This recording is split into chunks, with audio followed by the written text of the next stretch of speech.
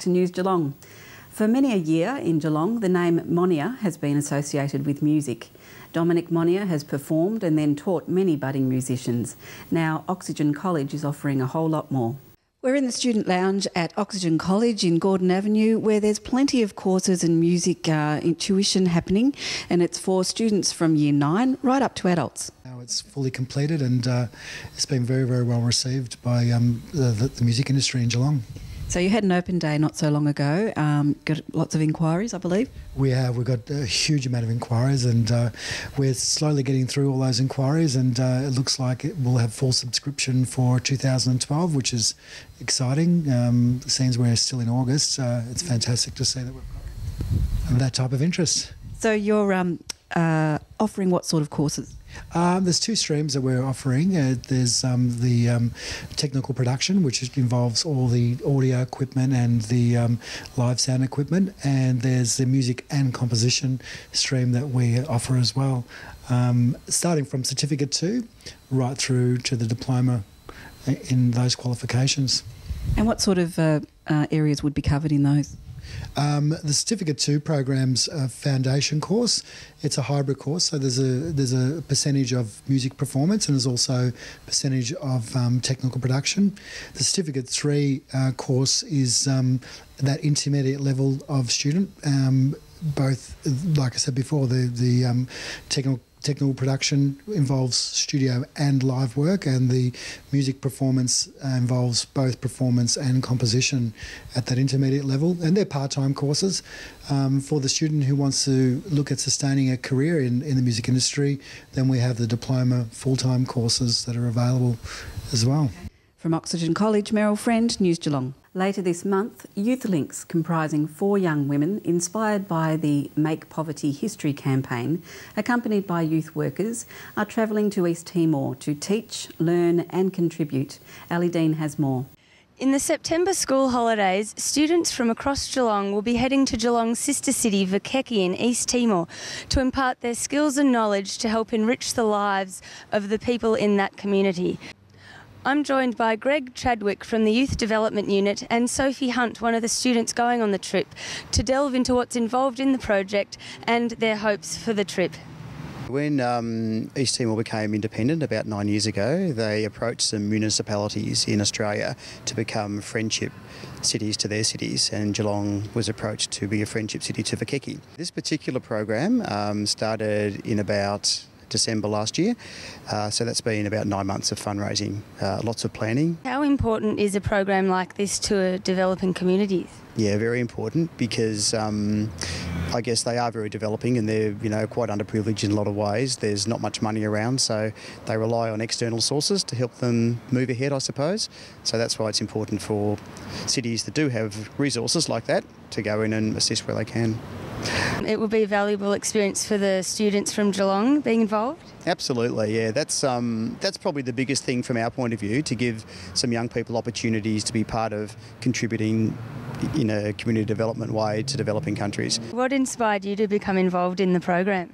My school teacher told me I should do it when I was in Year 8, so 5 years ago. What sort of activities will you be undertaking over in Vakeki? I think we're going to teach music to the kids, run some arts programs and just really hang out with them.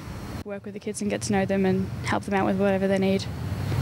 We've had some sporting equipment donated and we've had some arts and crafts equipment donated as well, so we'll be donating those and maybe running some sporting clinics and some arts and craft things and some board games. And are you excited to be involved? Yeah, I'm really excited. I just think it's an excellent opportunity.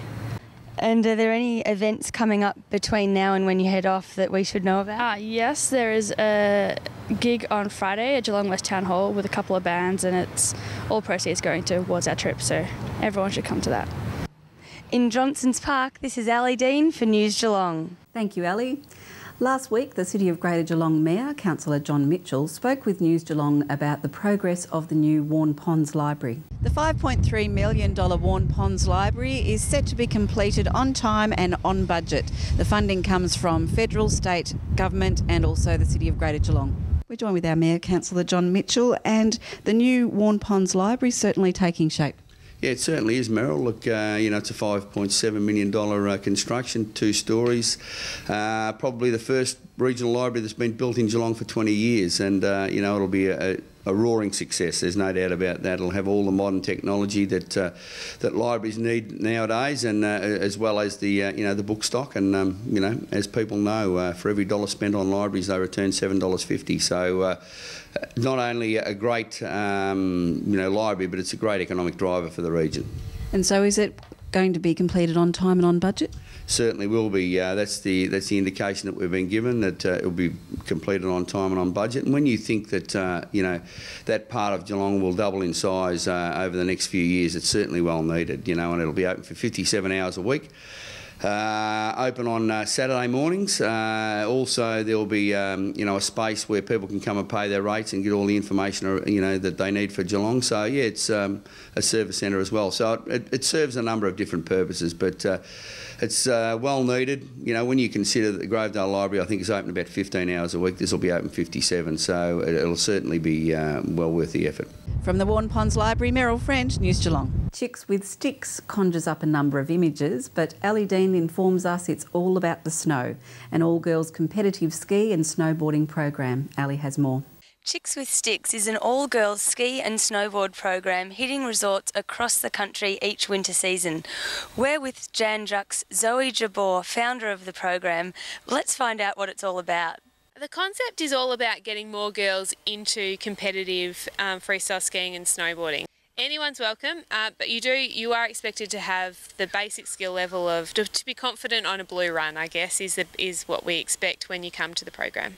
There's some pretty well-regarded coaches. Yeah, there is actually. So we've got 6 girls that are involved as ambassadors. So that's myself. I founded the program. We've got Anna Siegel, who's the current world champion of slopestyle, Katia Kremer, who is an Olympic ski-across skier, Nat Siegel, who's a big mountain skier on the world tour, and we've got Katie Blamey and Nicole Lewis. We also try and engage local coaches at each of the resorts to make it a more local feel and have some other new blood and new inspiration coming through for some of the girls. So every group is different depending on the group dynamics. It's a really organic program. Some people turn up on the day. So when everybody arrives on the day, we talk about what skills they have, what they want to get out of the day, and from there the group sort of gels, and we might work on 180s and 360s, or we might work on switch skiing or riding, or we might work on rails and boxes, or big mountain, carving, short swing turns. All of that sort of thing comes into it depending on what the group wants and the group dynamics. It seems to me that